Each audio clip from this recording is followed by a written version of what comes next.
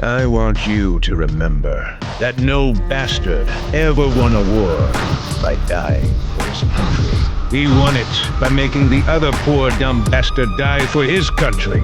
We have the finest food and equipment, the best spirit, and the best men in the world. You know, by God, I actually pity those poor bastards we're going up against. We're gonna cut off their living guts and use them to grease the treads of our tanks. Alright now, you sons of bitches, you know how I feel. I'll be proud to lead you wonderful guys in battle anytime, anywhere.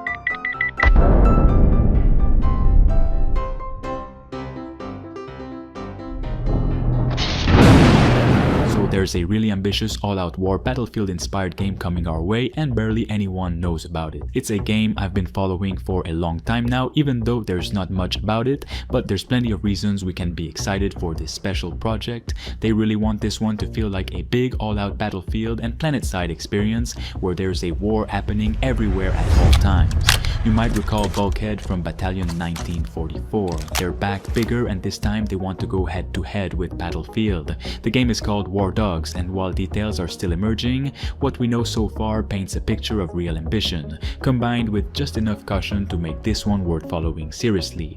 Let's start with the contestant. Bulkhead triggered the first buzz around WARDOGS with a budget hiring push. A few months back, they released a recruitment video that's hard to ignore. They're hiring engineers, designers, animators, and notably even modders experienced with Arma 3's King of the Hill. That suggests they aren't shotgunning features. They're actively building this in collaboration with players familiar with large-scale tactical warfare. It's an odd move, but a smart one. When you're asking players to help shape your gameplay systems, you might just build something different, something more emergent and unpredictable than your typical 8AA offering. Think 100-player large-scale warfare spread across land, air, and sea, with base building, destructible environments, and artillery support.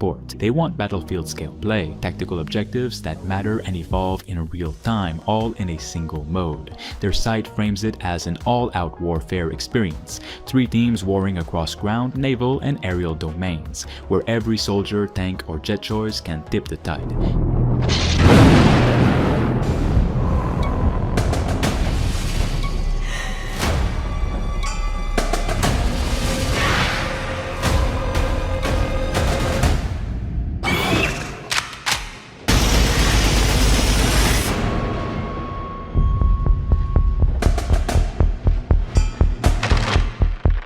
We believed in our mission.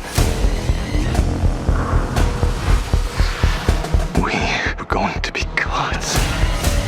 But we tampered with something we should have left alone. Everyone else is dead. We're all that's left.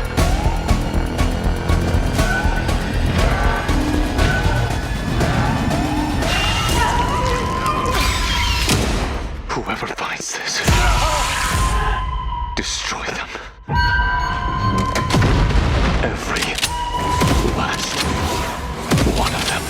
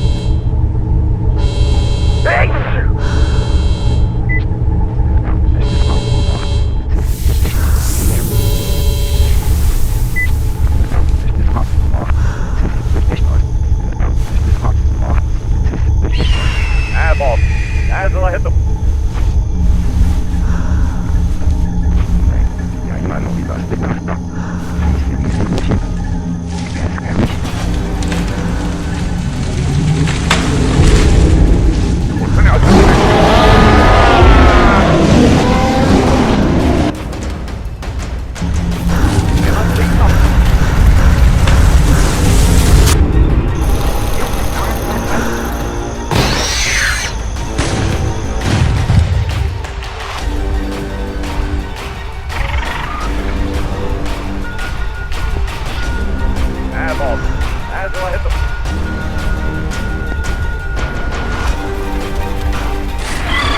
Get the back. I'm already. Don't get out, get in the mission. During the don't charge him.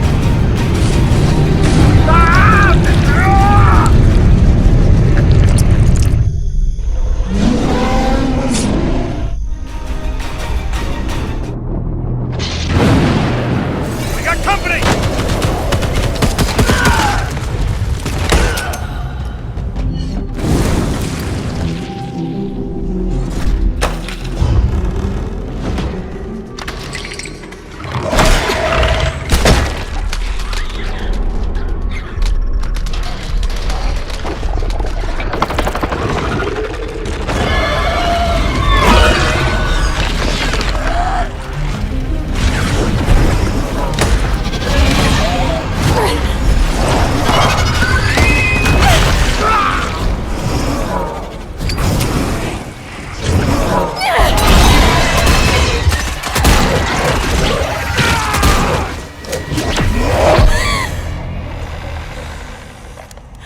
The loss is too heavy for you. But sometimes, loss can birth beasts and bury truths. What do you think? What if you are the beast? The beast?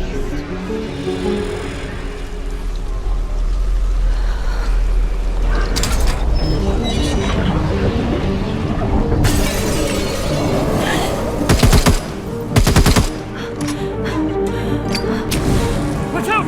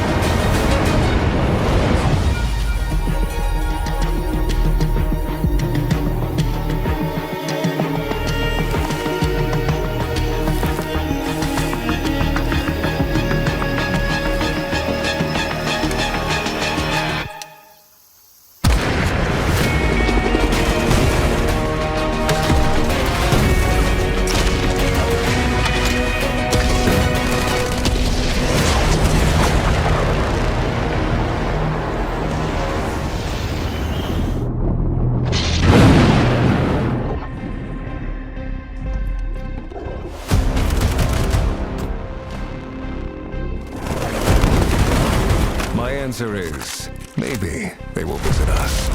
But time has not come yet for this. The dawn of a new era. The era of Atomic Heart 2. The Atomic Heart sequel brings you back to the retro-futuristic universe full of new characters and dangers. The game immerses you in events on a global scale and raises the bar for what an open-world action RPG can do. The developers are staying true to the twisted universe they created in the first game, but now they're peeling back even more layers. The dominance of science and technology that defined Atomic Heart are still at the core, but this time the consequences of the events at Facility are impossible to ignore. The world has been shaken by the events of the first game, and in the sequel you'll see how that chaos has affected the society. They are definitely continuing with the surrealism, but it's not just about being weirder for the sake of weird. They want to explore why this world looks and behaves the way it does. The chaos isn't just background noise, it's a reflection of something deeper, and that's what they're pushing into with Atomic Heart 2. The world of Atomic Heart 2 is more open, and story picks up a few years later, with new locations, new and returning characters, and new threats. Both Atomic Heart 2 and the Cube take place in this evolving universe, and the Cube as a structure plays a key role in the events unfolding across both titles. One of the biggest lessons they took from the first game was how much players wanted to spend more time in the Chelomey city. In Atomic Heart, you only caught a glimpse of that world, and the devs knew they could do more. In Atomic Heart 2, the new city becomes a core part of the experience. It's a place you return to, a hub where the game's loop naturally flows. It's not just a backdrop.